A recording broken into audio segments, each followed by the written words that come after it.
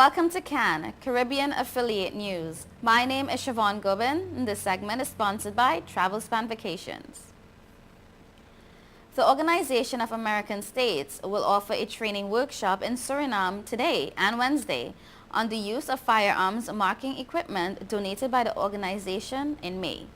The two-day course will take place at police headquarters in Paramaribo and will be directed to 8 members of the police force directly involved in marking weapons. The participants will be trained in the use of the firearms marking machine, including setup and calibration, data configuration, storage, and technical procedures related to marking and record keeping. The project, promoting firearms marking in Latin America and the Caribbean, aims to strengthen the national capacity of 31 countries in the region with regards to firearms marking and record keeping. To date, the OAS has provided 25 countries with at least one dot pin marking machine, the related training in its use, and one laptop computer to facilitate record keeping. As a result, over 250,000 firearms have been marked in the region, and over 200 national experts have been trained. The program is funded by the government of the United States and has been implemented by the OAS Department of Public Security since September 2009. With this initiative, the OAS continues to support member states in preventing and combating illicit arms trafficking within the framework of the Inter-American Convention against the illicit trafficking in firearms, ammunition, explosives, and other related materials. Blacklisting of Guyana appears to be inevitable consequence, were the words used by Attorney General Anil Nandlall, as he last evening commented on the fact that Guyana will miss the deadline for amending the legislation with respect to the amended Anti-Money Laundering and Countering the Financing of Terrorism Act. On the other hand, members of a Partnership for National Unity told reporters that Guyana is already dark gray listed and that the government itself is linked to acts of money laundering. It was also noted that the party doesn't believe that the August 26 deadline really does exist. An APNU statement released last evening said at the meeting, and I quote, "The opposition members, who were all in attendance, objected to the manner in which the committee chair, Ms. Gail Teixeira, was attempting to conclude the work of the committee without giving full consideration to serious issues raised by members of the committee and Guyanese citizens in general." However, when contacted, Teixeira said that the opposition came out in full force and adorned the committee's proceedings.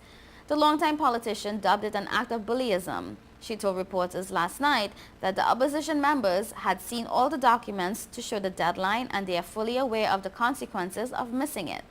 The committee consists of 9 members, 4 representing the government, 4 of APNU, and 1 of the AFC.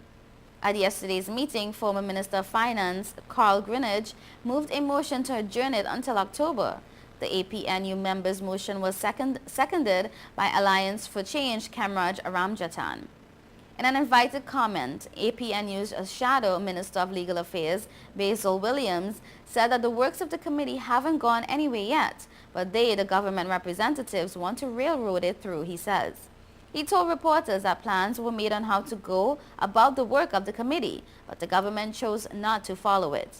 According to Williams, the artificial deadline is not a threat to APNU since Guyana is already on a dark gray list. He added that more people ought to make presentations to the committee, including the Bar Association.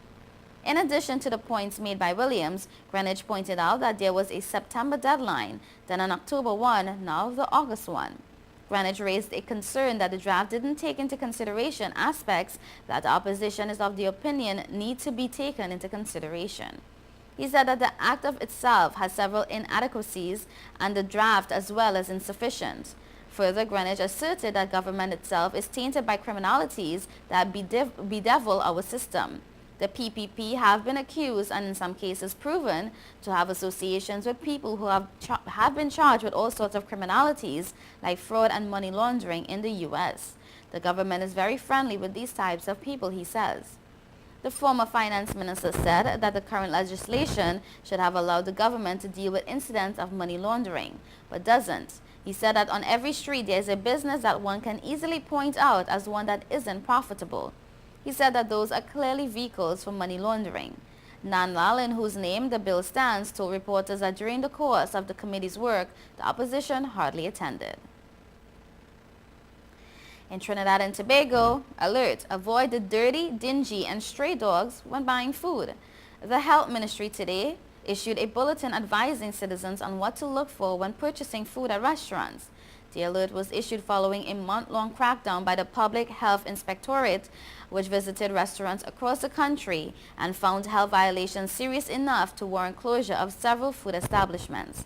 The Public Health Inspectorate wishes to remind persons purchasing foods at restaurants to be observant while buying food. Unsafe food environments could lead to contaminated food products. British Royal Navy warship, the HMS Lancaster, is on a mission in the region to help fight the illicit drug trade and has already reaped success on the high seas. HMS Lancaster's commanding officer, Steve Morehouse, said the more than 100-member crew successfully nabbed 2 vessels in the eastern Caribbean waters carrying a sizable amount of marijuana, cocaine, and heroin last month. He said 8 persons were taken into custody, but was reluctant to divulge any more specifics about the seizure as the investigations are ongoing. And I quote, "It was just routine business, so intelligence came into the ship and we responded to it. One happened to be a yacht in the Caribbean and the other a go-fast boat," he added. He said arrests like these happen regularly as the Canadian, French, and Dutch, along with regional defense forces, have been working to stop the trafficking of drugs through the Caribbean Sea. Morehouse indicated that the warship's duty in the region will continue for the rest of the year, and it will be making more counter-narcotics rounds. Speaking during a tour of the HMS Lancaster on Friday at the Kingston Container Terminal, Morehouse said the ship would be sailing from Jamaica later today and will be keeping its focus on arresting the drug trade. He noted that the voyage was taking place in tandem with the United States Coast Guard, and they were given specific assignments from a joint team in Miami, Florida, that includes law officers from the region, which is tasked with the gathering of intelligence. You are watching Caribbean Affiliate News. Stay tuned. Hey, excuse me, if you see me smiling, that's 'cause I'm chilling on Total Caribbean Network.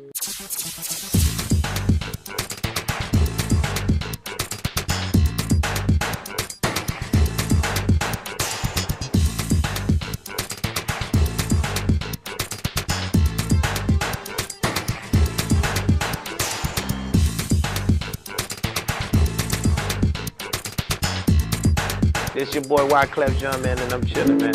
Total Caribbean Network. Man, I love their style. Whoa, whoa, whoa, whoa, whoa, whoa.